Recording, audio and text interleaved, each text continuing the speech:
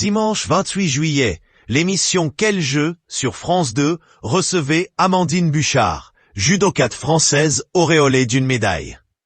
L'athlète s'est confiée sur les sacrifices et les difficultés du quotidien d'un sportif de haut niveau, évoquant notamment l'impact émotionnel des défaites. Touchée par le témoignage de sa consoeur japonaise, Amandine Buchard a partagé son émotion face à la détresse de cette dernière après une défaite.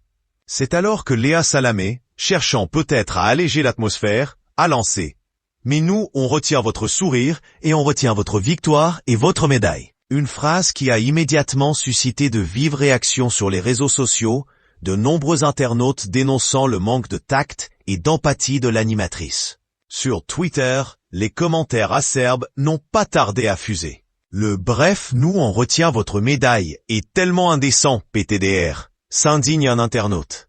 Quelle donne! Incroyable! Alors qu'il y avait tant à dire sur les sacrifices consentis, pas toujours d'ailleurs, par ces jeunes prodiges, renchérit un autre.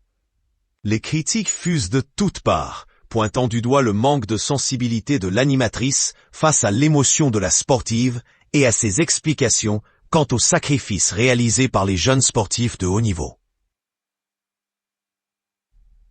Ce n'est pas la première fois que l'émission Quel jeu se retrouve au cœur d'une polémique.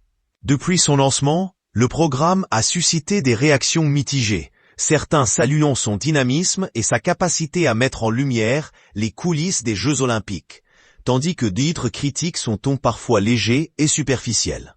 L'adolescence est une période charnière, marquée par des transformations physiques et psychologiques intenses.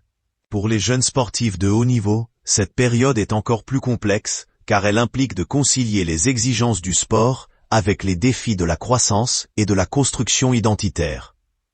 Selon une étude de l'Académie nationale de médecine 2018, la pratique sportive intensive chez les adolescents peut engendrer des effets délétères sur la croissance, le développement osseux, le métabolisme et le développement pubertaire. Par ailleurs, les adolescents sportifs de haut niveau sont confrontés à des contraintes spécifiques, telles que la gestion du temps, la pression de la performance, les sacrifices personnels et les risques de blessures.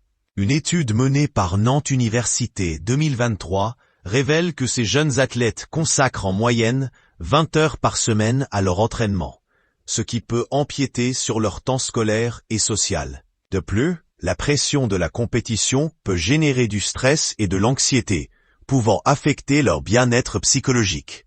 La polémique autour des propos de Léa Salamé soulève une question pour le moins importante.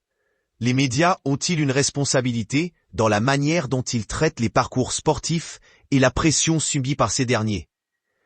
Dans un contexte où la santé mentale des athlètes est de plus en plus mise en avant, il est essentiel de faire preuve de sensibilité et de respect envers leurs témoignages.